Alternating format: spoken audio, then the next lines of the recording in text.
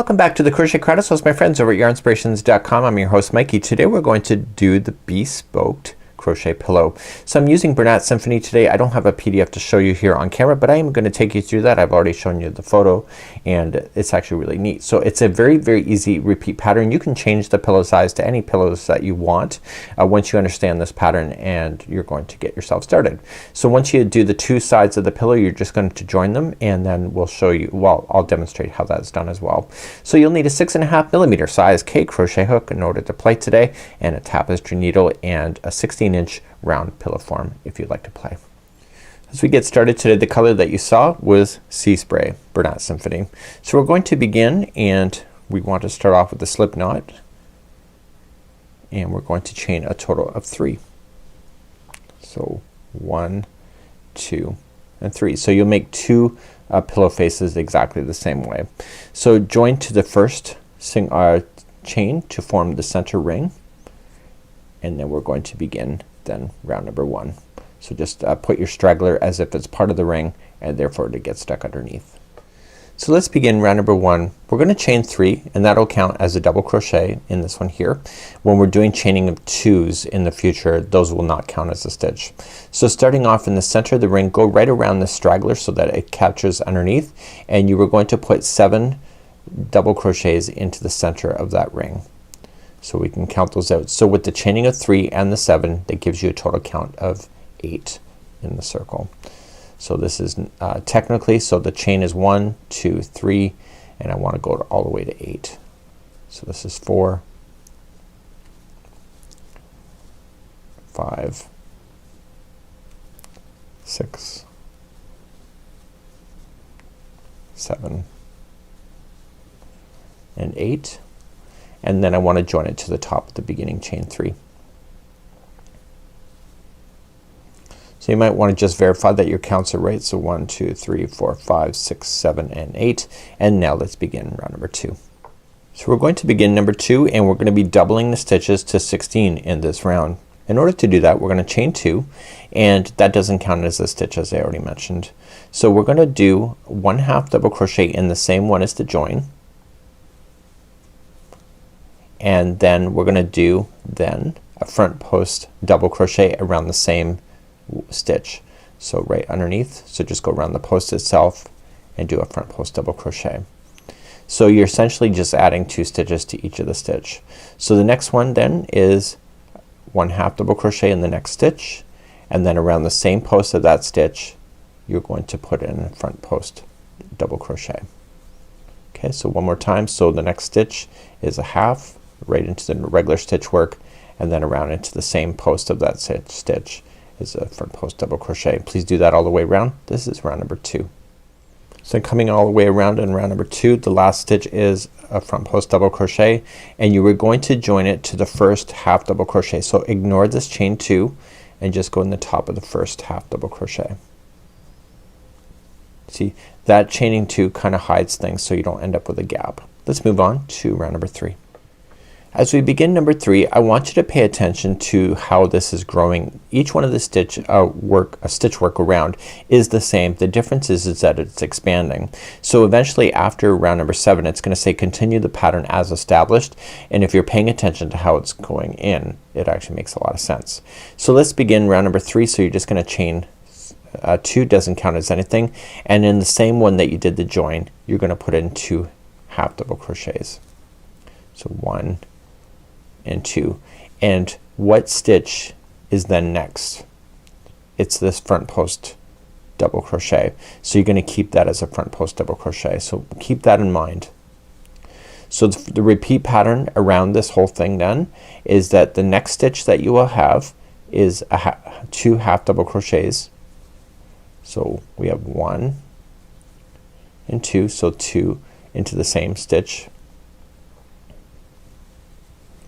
And then what stitch is next? It's this front post double, so you'll make that as a front post double crochet.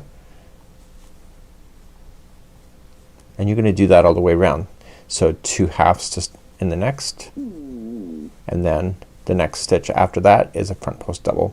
Please do this all the way around. This is round number 3. Coming around to the end of number 3, the last stitch is a front post double crochet. because that's the last stitch that you can see, and then you're just going to join it to the top of the first half double crochet, so ignore that chain 2.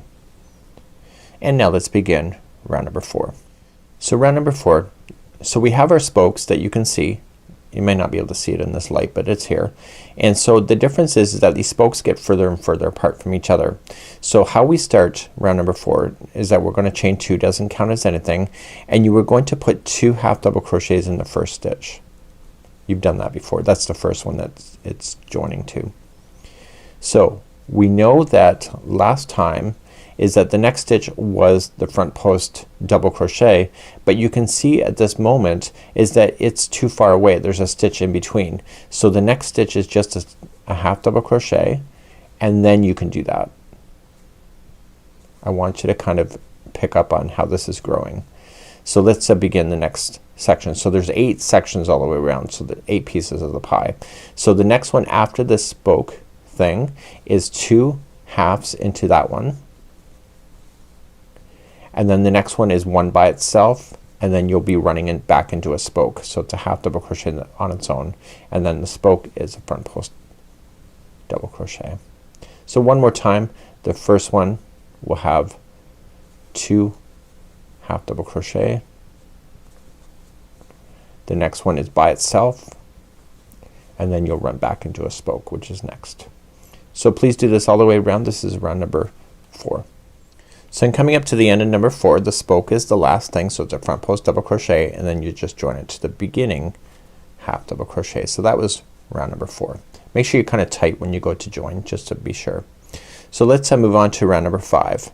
So chain up 2, doesn't count as anything. So the first one in the same join is going to be 2 half double crochet. So we know that. So what do we know then based on what we just did? The spoke is further away. So that means that the next 2 here are 1 half double crochet each, and then the spoke is next. Okay, so then that's the front post double crochet. So the repeat pattern then for this round, this is number 5, is that there's 2 half double crochets in the first one, and then in the next 2 stitches it's 1 half double crochet by itself, so 1 and 2, and then the spoke is next right there, and that's going to be a front post double crochet. So this is round number 5. Please do this all the way around. So I'm coming up to the end of number 5. The last one is a spoke, front post double crochet, and then just join to the first half double crochet. So round number 6. Do you see how things are getting bigger and bigger? So let's continue. Chain 2 and put 2 half double crochets in the same one as the join, and then look where the spoke is. So this time there's 1, 2, and 3 by itself. So it gets to the point on this pattern you don't need to follow this tutorial at all, because you can understand it. So the 3 are by itself, then a spoke, and you see how it's kind of pulling it to be a spiral. Isn't that neat? So then the next one after that is going to be 2 half double crochet, and then just kind of watch for it so that you see that there's 3 that has to go by itself. So 1, 2, and 3, and then a spoke is the next front post double crochet. Please do this all the way around. This is number 6. So I'm just coming all the way around on number 6, and the spoke is last, which is the front post double crochet, and then we're just going to join. So finally the pattern says number 7, and then I'll take you here, and then just make sure that you're just going to continue until you get to your about 16 inches in the diameter, and then you're going to make 2 of those. So in number 7 here we're just going to chain up 2, doesn't count as anything. You're going to put 2 half double crochets in the beginning, 1, and now you're looking for when the spoke is coming next, and so this time there's 4. So 1, 2, 3, 4. So there's 4 on its own. So what do you think is going to happen in number 8? Then there will be 5 on its own, and then eventually in the future it's going to be 6 on its own, and etc. And you'll do that in a continuous pattern going until you get to the size that you want. Just remember, after the spoke you will add 2 into the very next one after it, and then the next few remain on their own. So what I want you to do is go all the way around in number 7, and we'll talk about what we're going to do then, next steps, and basically this is essentially the pattern itself, so it's actually that easy to do. So eventually you'll come all the way around. You're just gonna spoke the last one, that's the front post double, and then join.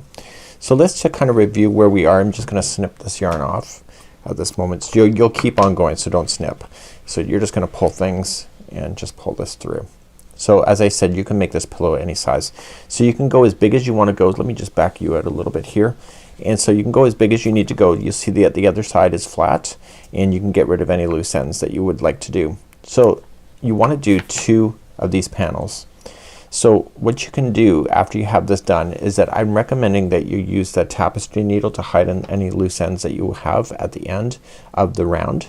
So you will go to about 16 inches. So to do that, you just turn it over to the back side and just run the needle through the back only and pull through once. And if this is truly a throw pillow for you, make sure you do go back and forth 3 times so that you can trap those ends in so they'll never fall out.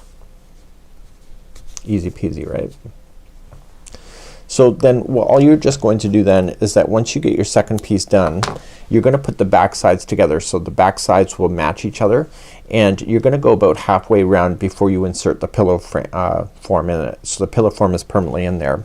Once you have that done, you're just gonna grab the yarn from the strand, and how many balls did it say? It said 1 ball. So you're gonna go through the end like there.